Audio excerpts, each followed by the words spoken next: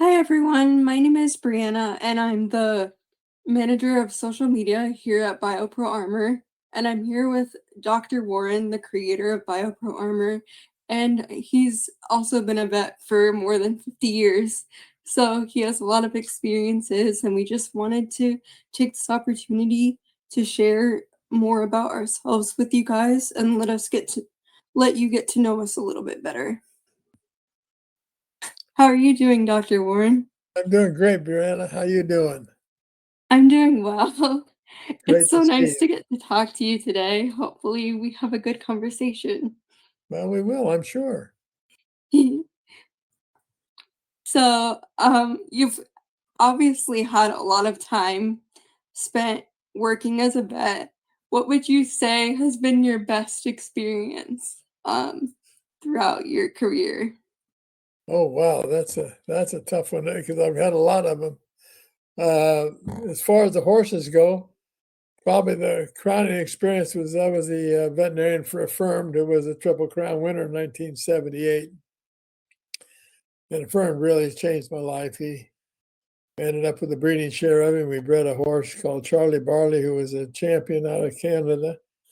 And so Affirmed was probably the one of the best horses I've worked on. I've worked on a lot of champions and so forth, but he's the one that really changed my life. That's awesome. I've heard about Affirmed myself. I've tried to learn a little bit about different racehorses, and he's one of the ones that pops up a lot. So it's super cool that you were involved with him. Yeah, he and Aladar had a career of challenging each other, and they met 9 times, and Affirm beat him 7 times. Of course, in the Triple Crown, all three races in the Triple Crown, I don't think were probably a length separated. If you add them all up, there was probably length difference in all of them. But Affirmed was a very smart horse, and when he got to the front, if you hooked him, you'd never get by him. The only way Affirmed got beat was when somebody was coming from out of the clouds and he didn't pick him up, and he didn't have a chance. He was probably pulling up because he knew he was going to win, and these horses went by him. Radar Head went by him, and of course, Aladar beat him a couple times that way. So anyhow, it was a great experience. I That- still enjoy it. That was back in 1978, so that was a long, long time ago. That's really amazing, though. Um, Over the past couple years, a lot of people have shared differing opinions about the race industry and thoroughbreds and um, how they're treated and different things. Everybody has different opinions. Um, from your personal experience working at the racetracks with these horses, what would you say the experience is like overall? Did you see a lot of, uh, I don't want to say controversial, but like negative things happen, or was it mostly a positive experience overall? It was mostly a positive experience. The racetrack is by certain people that maybe have an edge to grind. I don't know, but there are certain columnists that always write negative things about the racetrack. Seems like the negative things always make the headlines. Yeah, Less because it. less than one half of 1% probably actually uh, are so-called doping. Mhm. The way the rules are today, uh, with the threshold levels of all the drugs we use, are so ridiculous as far as causing performance enhancing qualities. But if they're present, then the horse is disqualified and the trainer's fined. Yeah. And people, the populace, people that don't really know what's going on behind these scenes, think these Mhm. doping these horses all the time.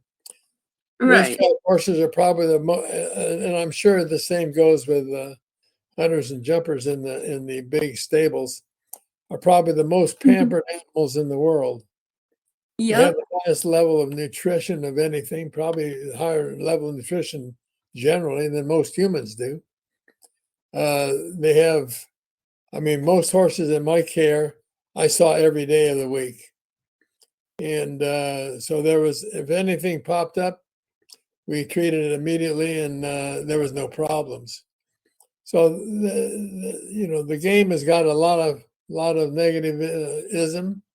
Right now, we're being stressed by the fact that the purses are not keeping up with the inflation going on around us. So that's the Yep. problem right now, is mainly what's happening on the front side with the bedding. But as far as the horses go, they're the best kept that I know of.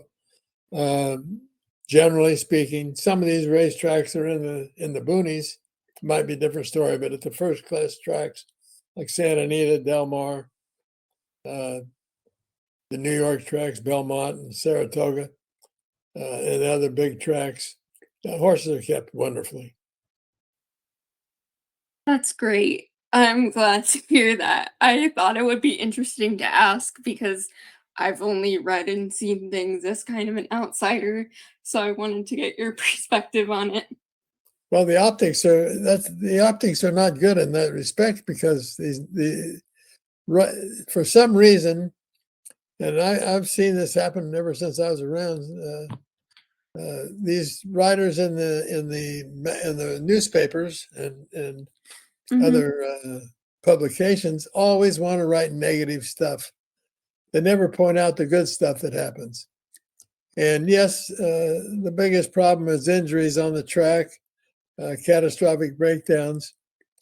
90% of those injuries are because of the racetrack itself, uh, either cupping out or having problems, uneven surface, or too hard, too many races over the track, all those kind of things. But um, if the horse are looking after carefully, and we have a lot of modalities now, we have MRIs, we have PET scans, bone scans, anything you want to tell the integrity of the bone and tendons, now that we didn't have even 10 years ago, that will tell a person, hey, this horse has got a problem, he's going to have 4 or 5 months off.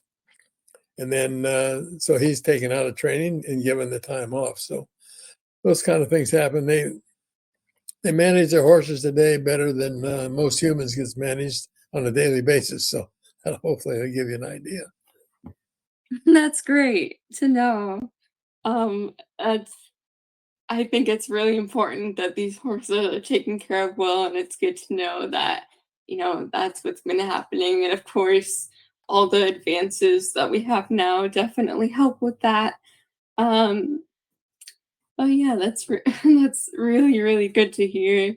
It's good to add some positivity to the equestrian world, especially with the kind of negative outlook from people that's been happening overall. So I really wanted to take the opportunity to talk about it a little bit. Yeah, and then it'll get better, I'm sure, but that's our daily activities. Understood, understood. And Um, how's it different in the hunter jumper world? Is there any um, difference? I'm sure they're taken care of just as well. yeah.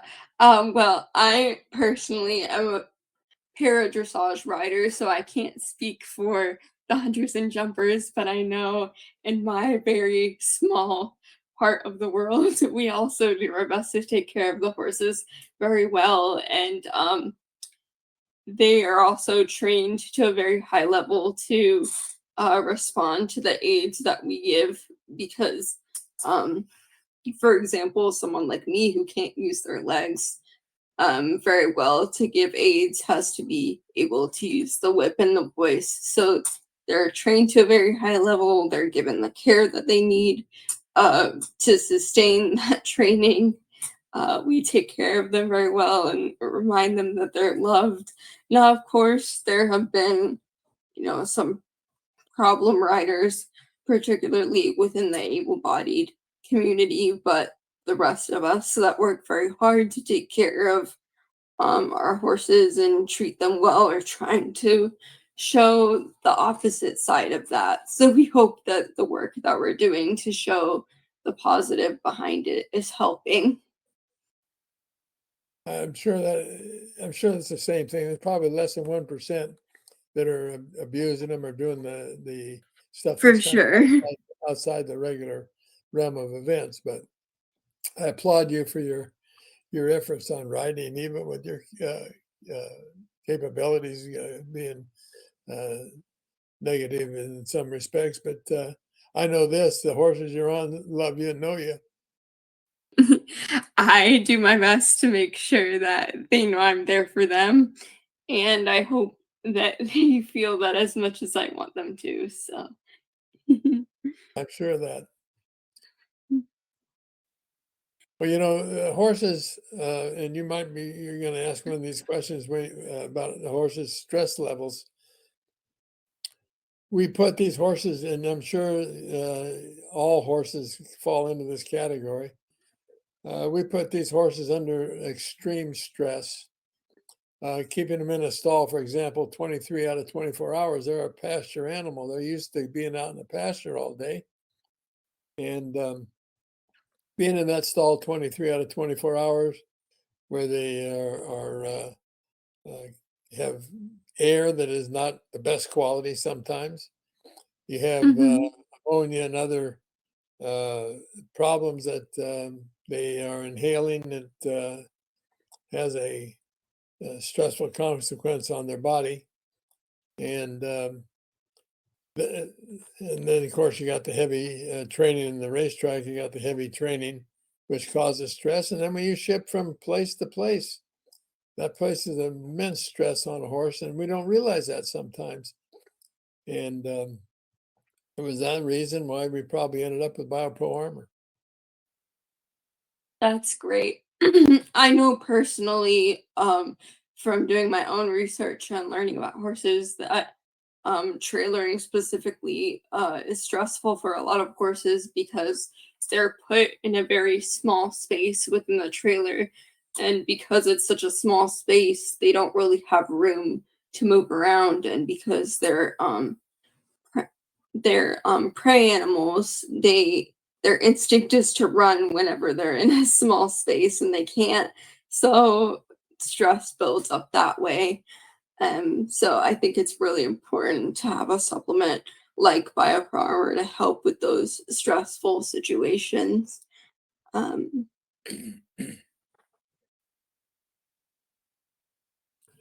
The one reason we got to where we're at today, uh, as long as I've been around the racetrack, one of the problems, a major problem we have with horses is respiratory disease and a condition called EIPH, which is a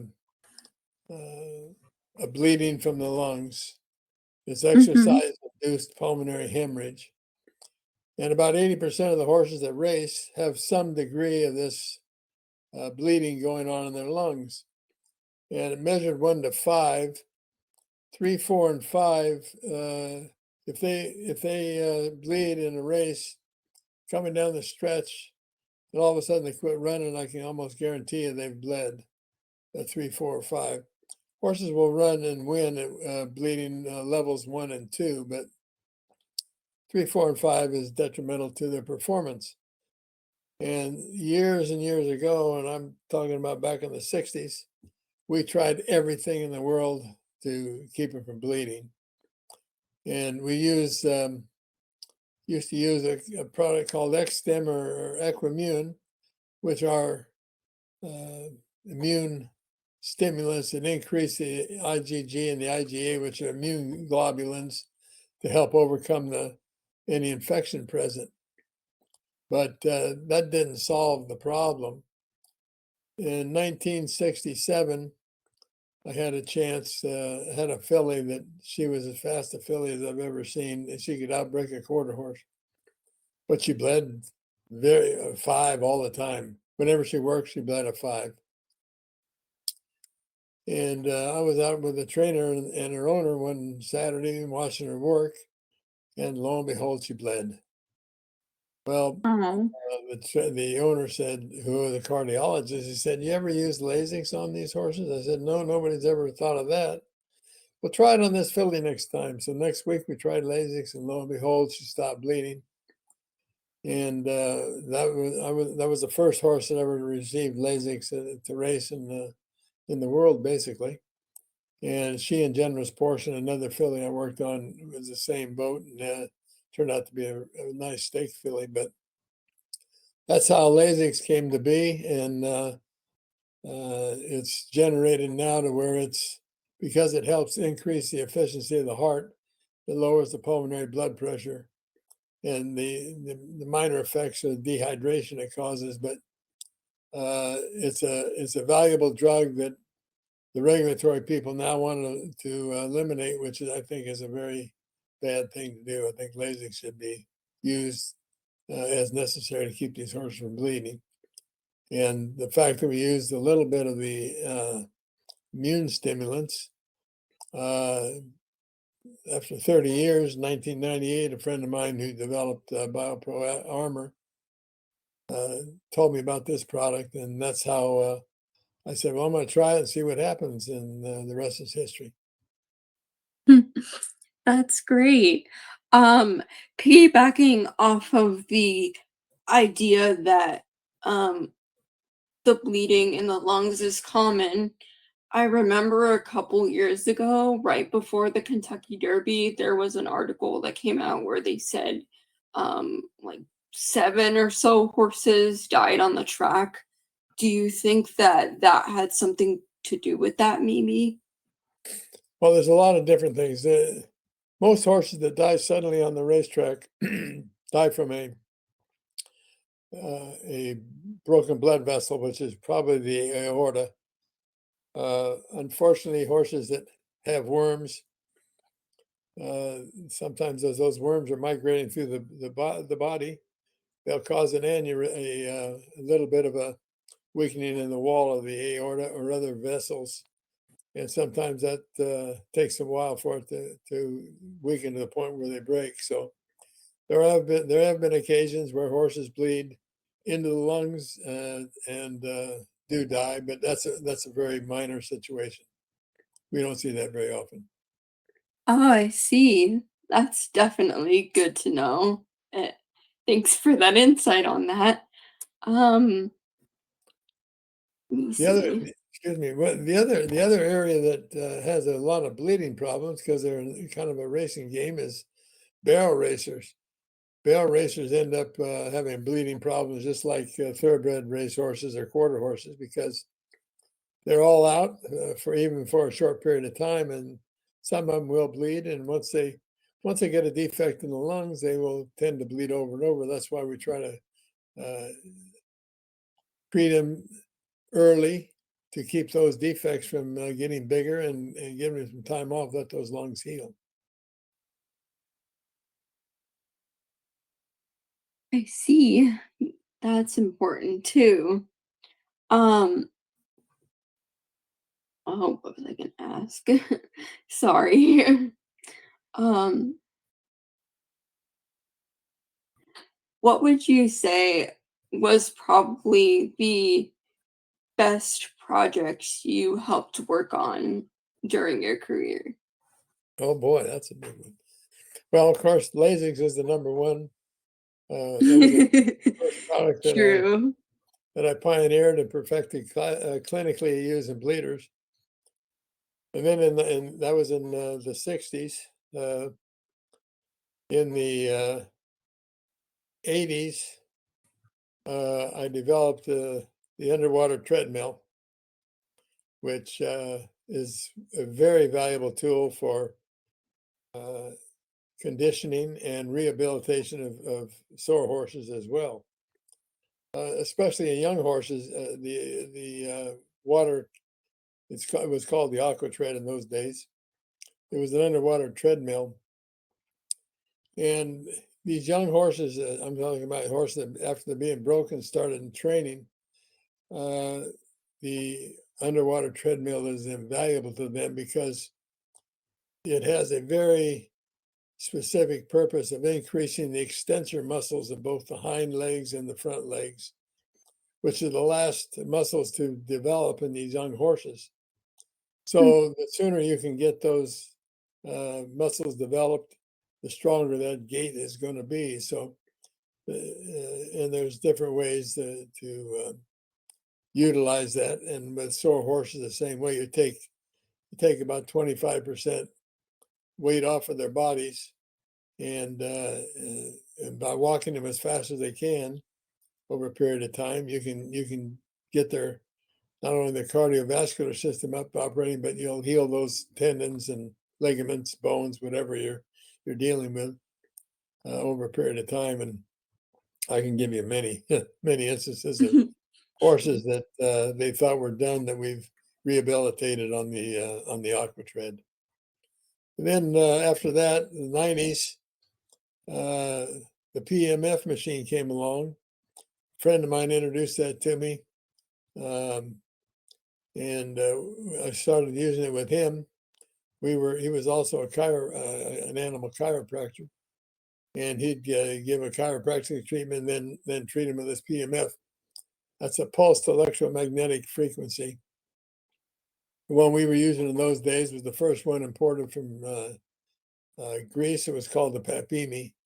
There's several names out there now. There's Per 2000 and Equibalance and Magnapulse, and there's a lot of different ones out now. But we use that in a specific way over the loin, the sternum, and the pole to increase the immune system. Then we would treat whatever area was in problem.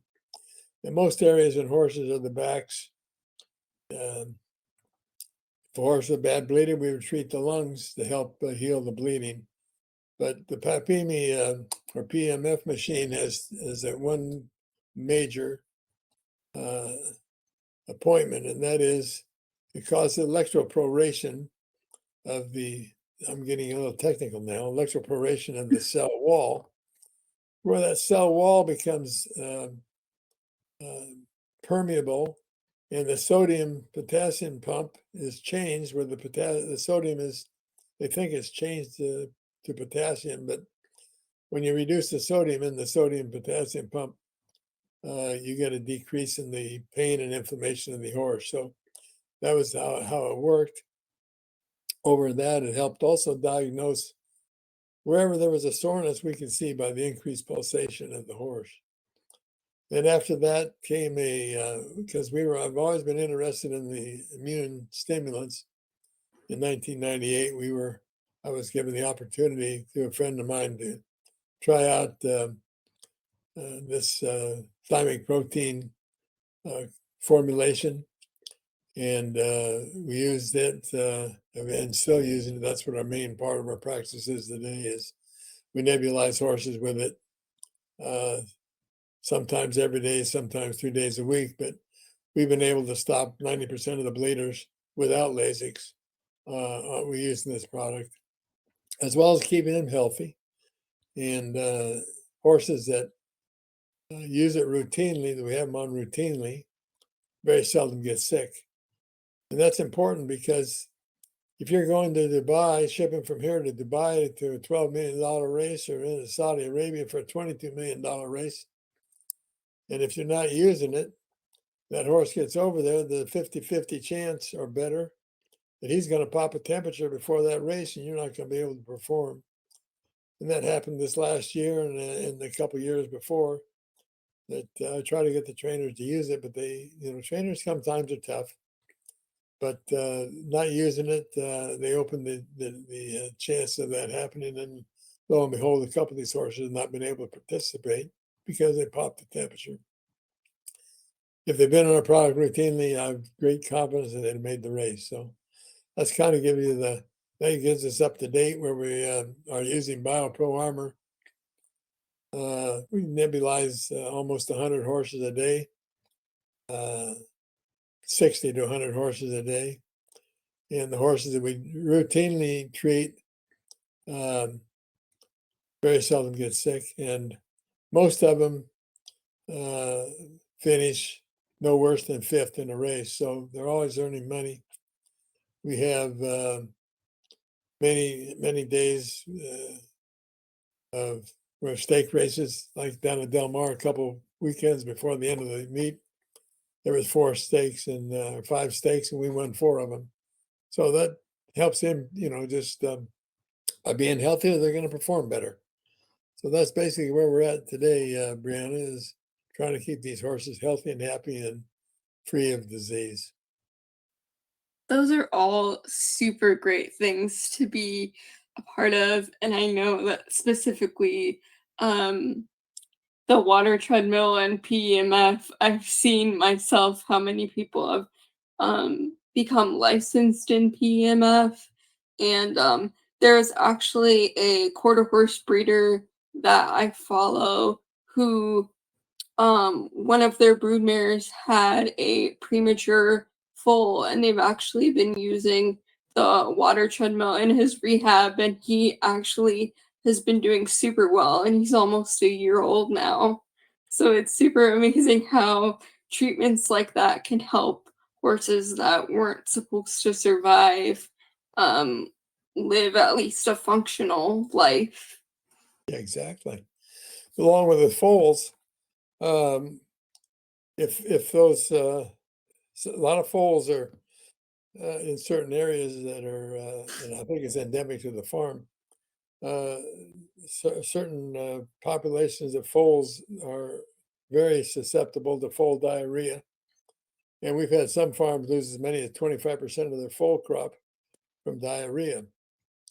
And in those foals, if they would start nebulizing those foals with the BioPro Armour immediately, every day, and also use another product we have, Nano Max Silver, orally with them, they'd save those foals. They'd stop the diarrhea probably in 2 or 3 days, and that foal would be able to get back to his normal nutrition. So there's a lot of different ways we can use the BioPro Armor.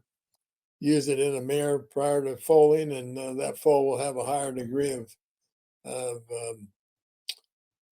antibodies in the colostrum against the first suckling, which is very important as well. So we've got a lot of things we're still working on and having fun doing it.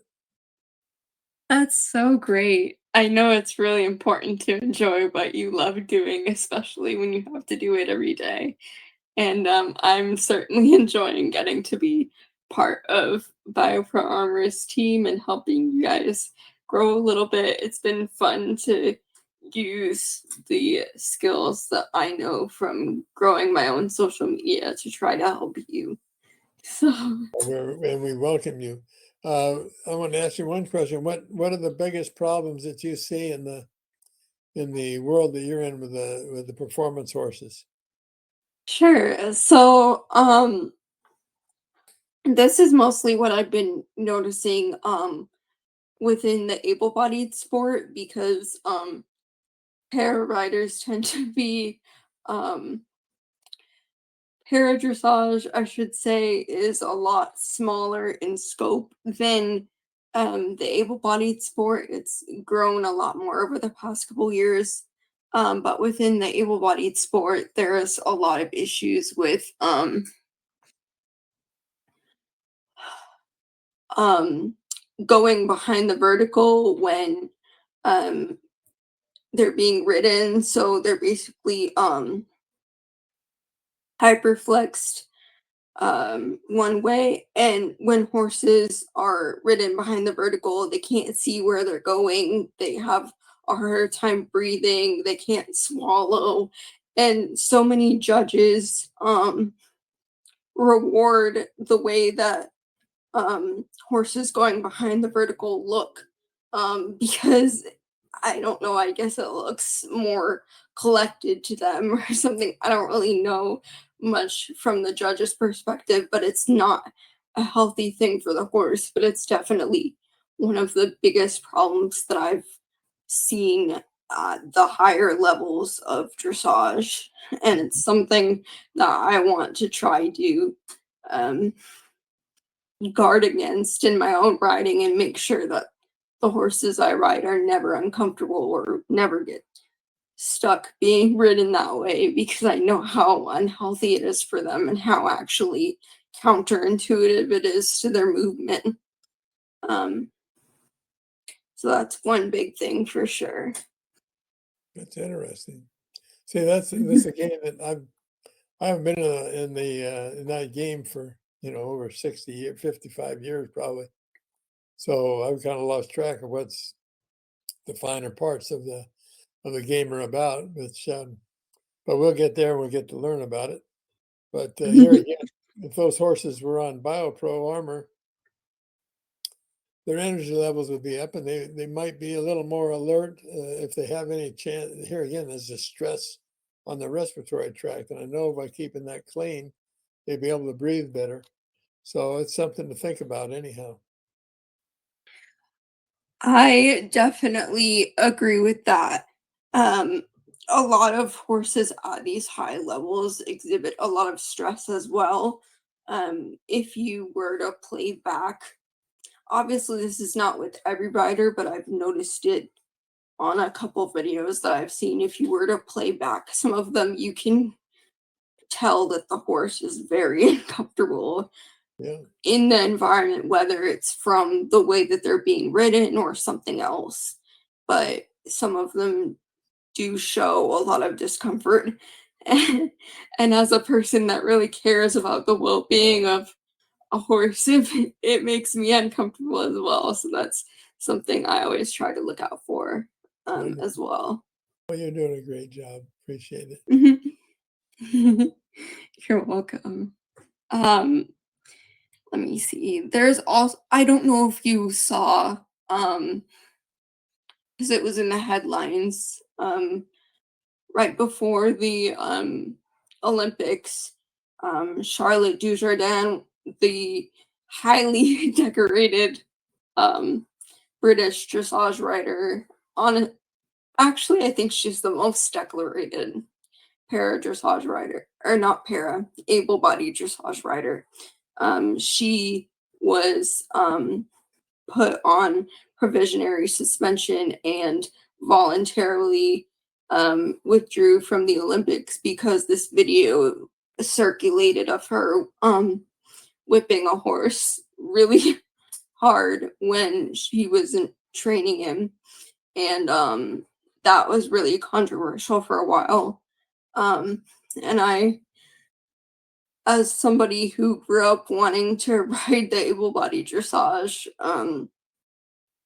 I looked up to her for a long time, so it was really difficult for me to see that happen because for a while I thought that because she had such a high standing that she essentially wasn't capable of doing something like that. But I hope that what can be learned from this experience is that horses don't have to be treated severely for them to do what you want them to do. If you treat them with kindness and treat them as their own beings, they will do everything you want them to do and more. And I really hope that she learns from that experience. Um, yeah, it was really difficult for me to see, but that's another issue is harsh training methods. Again, Well, it's not sometimes, everyone, but as you know, sometimes, and I don't have any clue what really happened, but maybe she was on a horse that was really a rank horse. Who knows? And sometimes I know your patience gives out on trying to get them to do things that way, and so she did it the other way. But same thing with jockeys in the racing game. Uh, the Heis is eliminated. You can only strike a horse so many times down the lane, and the whips they use today are different than the whips they used 20 years ago. 20 years ago, a mhm. whip would sting a horse. Today, the whips are so floppy and have big balloons on them that they don't really have any major effect. It looks bad, but it doesn't hurt a horse. Um, And over the years, I've seen very few horses come back, even from a really extensive riding, that had welts on them from a whip, even though they've been, whipped in the races. So um, that's a subject that is probably going to be with us forever. Is how to treat a horse without whipping him. I know that just a while back, a jockey got suspended. He pulled his horse up, and the horse tried to bolt to the outside fence, and he hit him pretty good whack, whack, whack on the one side to try to get him straightened out. And they set him down for, I think they set him down for a month or two, but they stopped, they lifted the suspension after 10 days. So it's a controversial subject, and I don't really know the answer to, other than I know that a friend of mine, Monty Roberts, who's a horse whisperer, he says you can do Mhm. more, just like you say. He can do more by communicating to that horse with love and understanding, and getting the horse's trust is the main thing. Yeah, the horse has to have trust in you and confidence that you'll do that he'll do what you want him to do, with gratitude and understanding on your part, and they'll usually do anything you want, as you know. I agree. And like you say, it is a subject that will probably continue for forever, for Yeah. as long as the horse industry will exist, which I hope is well beyond the years that I'm here. But all we can do is do our best and treat our horses well, and whatever happens with everybody else is what happens with them. We can only focus on ourselves.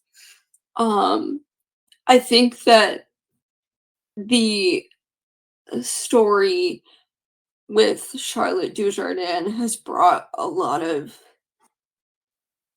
it shook up the dressage world in a pretty negative way, because it was broadcast to a lot of people outside of the equestrian world. And so, of course, when you know nothing about horses themselves, you immediately see that and think that it's horrible and that horses shouldn't be ridden or trained anymore. But it's, all about how we do it. Um, Even myself, I have to use a whip because it's an extension of my leg, since I can't use my legs as well as somebody else might. So I have to use it, but I never use it in a harsh way. Sometimes even holding it is good enough, to remind the horse that, hey, you have to, put a little bit more forwardness into your movement, or I need you to move a little bit more to the left or to the right.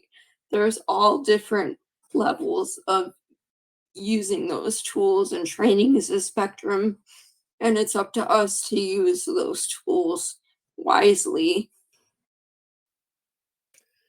Amen to that. That's fantastic.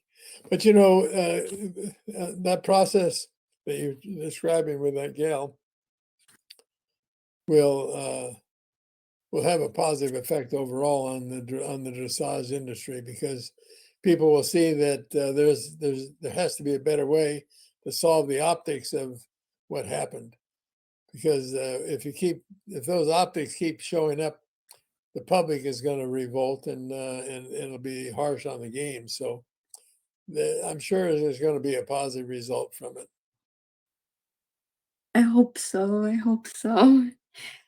Um, I hope that eventually I can get to the point where I'm somebody that more people in the equestrian world look up to, and that's how I approach how I ride every day. Like, would I be proud of the choices I made with my horses? Would other people look at me and say, wow, that's somebody that I want to ride like?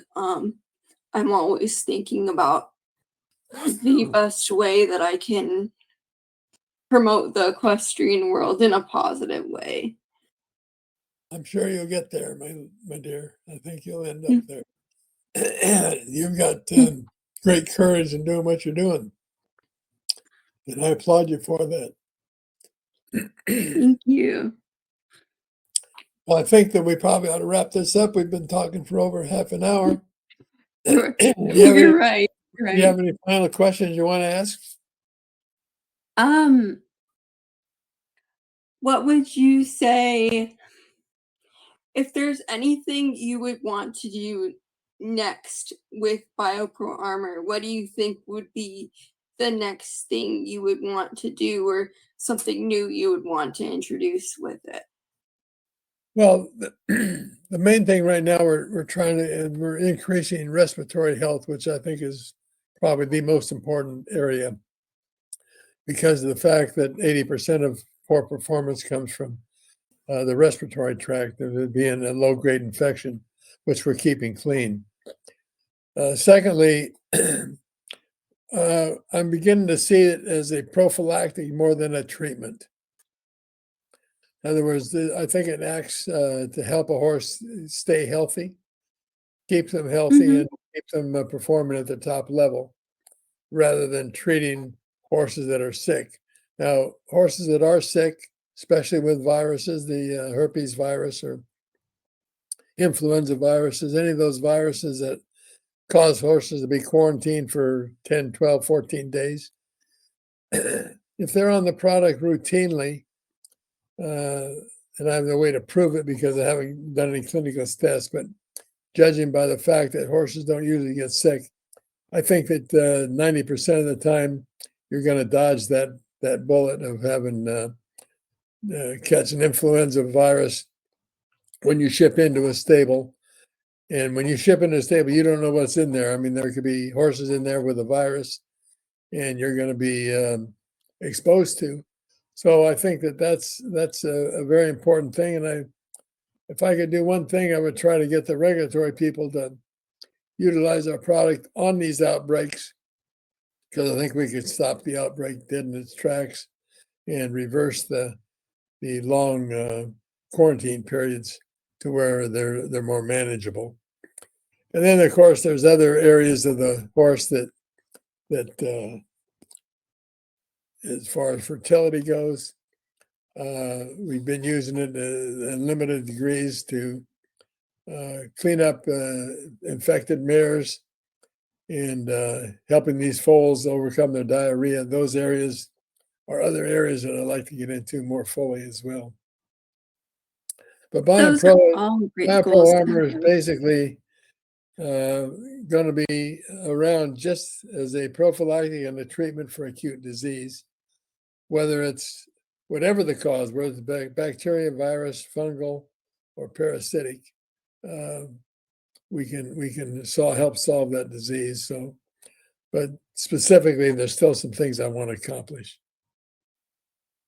Understood. Those are all great goals to have. And I want to thank you so much for your time, Dr. Warren. And I hope that everyone who gets to watch this enjoyed our conversation. You can check out BioPro Armor at www.naturesanimalproducts.com. We have all our products on the website. Um, Thank you so much and have a good day, morning, night, wherever you are. Thank you, Bryanna. Have a great day. And when is your next? When you ride next? When's your next performance? I'm riding this weekend. I have a lesson, so I'm looking forward to that. Wonderful. Well, good luck, and let it keep us appraised of what you're doing. I will. Thank you so much. I You hope you got have it. a good Have a great night. day. Good night. Good night. Bye bye. Bye.